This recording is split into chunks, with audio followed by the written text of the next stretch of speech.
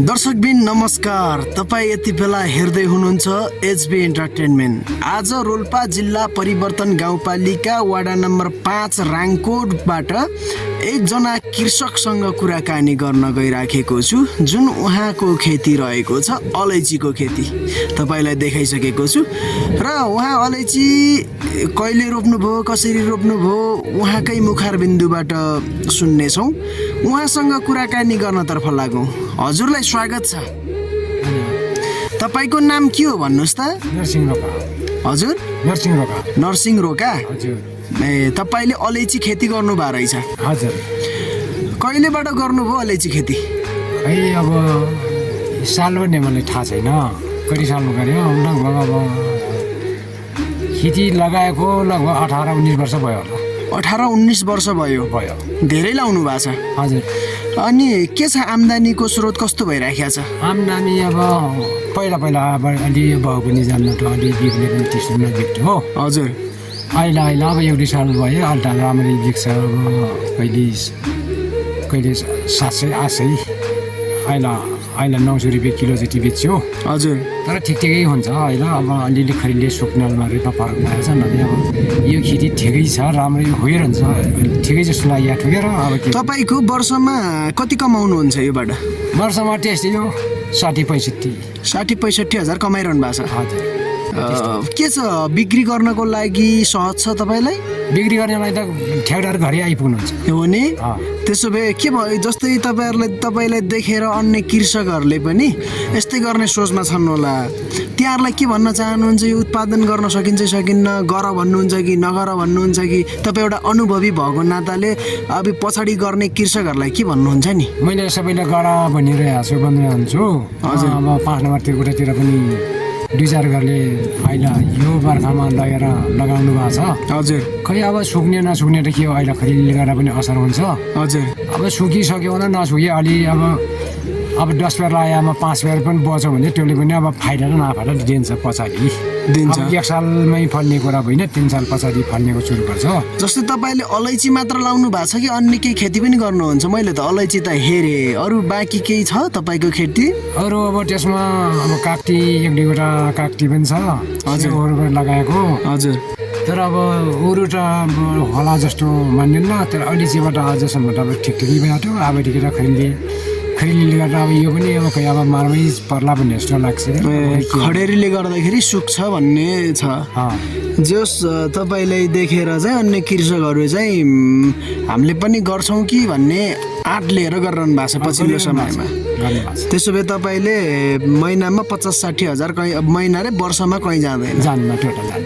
अनि यो बेच्नुहुन्छ तपाईँले? यो बिरुवाहरू कसरी बेच्नुहुन्छ त नि? बिरुवा त जस्तो मैले 20 रुपियाँ दरले आम। हजुर। पहिला मैले पनि किनेर अहिले पनि अब कसैले लगेपछि 20 रुपियाँकै दरले दिन्छु। यो तपाईँको ठ्याक्कै कुन ठाउँमा छ यसो भनिदिनुहोस् त। भिडियो हेर्नेहरूले कुन ठाउँमा होला यस्तो खेती भन्नु होला, हेर्न आउन मन लाग्ला। यो तपाईँको ठेगाना चाहिँ भन्नुहोस् त। ठेगाना त अब टङ, अब निनमाङ टङ वडा नम्बर 3 पऱ्यो। हजुर। यहाँ अब यो मेरो अलैँची लगाएको ठाउँमा के भन्छन् भने झाँक्री खोला भन्छन्। झाँक्री खोला भन्छन्? ट्वाङको झाँक्री खोलामा आउनु? झाँक्री खोलामा अब खेती मैले गरेको छु। हजुर। मजाले खेती गर्नु भएको छ, सन्तुष्टि हुनुहुन्छ? अब खै अब के छ, रोग लाग्छ लाग्दैन यो खेतीमा? खै अब रोग लाग्ला जस्तो देखिन्छ के र। हजुर। यो बाँदरहरू आउँछ कि आउँदैन यतातिर? बाँदरले आए पनि अब यो अलैँचीले त असर गर्छ। ए, राम्रो खेती रहेछ त है। अलैँची त छुन्न।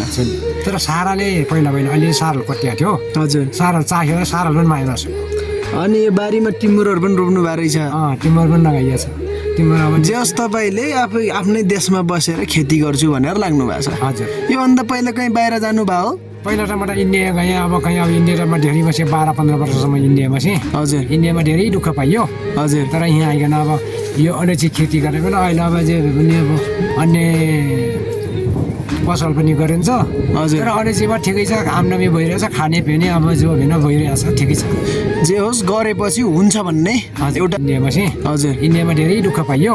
हजुर। तर यहाँ आइकन अब यो अलैँची खेती गरेको बेला अहिले अब जे पनि अब अन्य पसल पनि गरिन्छ हजुर। तर अलैँचीमा ठिकै छ आमदामी भइरहेछ खाने पिउने अब जो भिन्न भइरहेछ ठिकै छ जे होस् गरेपछि हुन्छ भन्ने हजुर। नै व्यक्ति तपाईँ बन्नुभयो हजुर हुन्छ यस्ता काम निरन्तरता गर्दै जानुहोस् र पछाडि आउने कृषकहरूलाई पनि हुन्छ भनेर अलि अगाडि बढाउनु होला तपाईँले जानेका कुराहरू अन्य कृषकलाई सिकाउनु भने यही देशमा बस्न सकिन्छ होइन त त्यसकारण जाँदा जाँदै के भन्न चाहनुहुन्छ जानेर अब खै के भन्न चाहने र अब मैले अब उमेर पनि गइसक्यो अब त बुढो पनि भएँ अब मेरो त यतिकै होला अब छोरा नातिहरूले अब के गर्ने कसो गर्ने सम्झाउनु अब उनले भने मानेपछि यी टाढामा जानुन् नमाने अब उनले के गर्ने कसो गर्ने खै अब के भन्ने होइन अनि कृषक त राम्रो गर्नुहुँदो रहेछ तपाईँले खेती तपाईँको राम्रो उत्पादन राम्रो फसल रहेछ त्यो बाहेक अरू नाउने गाउने नाच्ने केही गर्नुहुन्छ गाउनुहुन्छ नै गाउने नाच्ने मलाई आउँदैन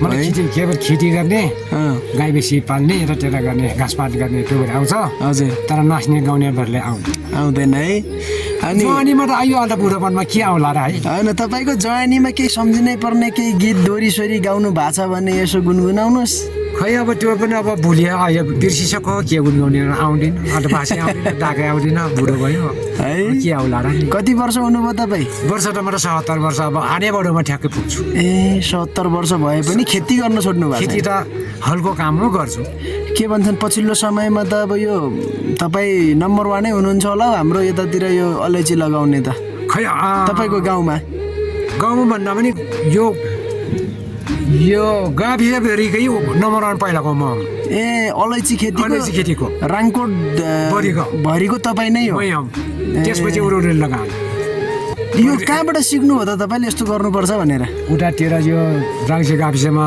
खेती थियो गएर त्यहाँ हेरेर कस्तो नै छ भने अनुमान लगाएर त्यहाँदेखि त्यहाँबाट पाउडा लिएर लगाएको त्यसरी तपाईँ नम्बर 1 बन्नुभयो के छ तपाईँले यस्तो उत्पादन गरेको देखेर स्थानीय सरकारले वडा सरकारले पालिकाले ठिक छ राम्रो गर्नुभयो भन्नुहुन्छ कि के भन्नुहुन्छ उहाँलाई जानकारी छ कि छैन म जानकारी गरेको छैन आफ्नो खेती गरेँ आफ्नो ढुन गरेँ आफ्नो ढुन गरेँ के कुनैले जानकारी पनि छैन कसैले हेरे पनि छैन ए अब यो भिडियो हेरेपछि त सबले देख्नुहुन्छ अब ऐन त अब के हुने हो आजसम्म कसैले देखाएको पनि छैन कसैले भने पनि छैन तपाईँलाई नम्बर हाम्रो के भन्छ अलैँची खेतीको राम्रो अलैँची खेती उत्पादन गर्ने पहिलो व्यक्ति भनेर सम्मान गरेपछि तपाईँ के गर्नुहुन्छ अब खै के गर्ने र अब बुढोपनमा अब शरम पनि होला अब के असम्मान गरेर मागेर आएर अब मर्ने बेलामा ठिक छ कसैलाई जानकारी नदिएर आफै लाग्नु भएको छ आफै लाग्यो म बाहिर राङ्सीतिर सीमातिर जानु बेला त्यो हेरेर आफ्नो हिसाबले यो लागेर यो हुन्छ कि भन्ने अनुमानले मेरो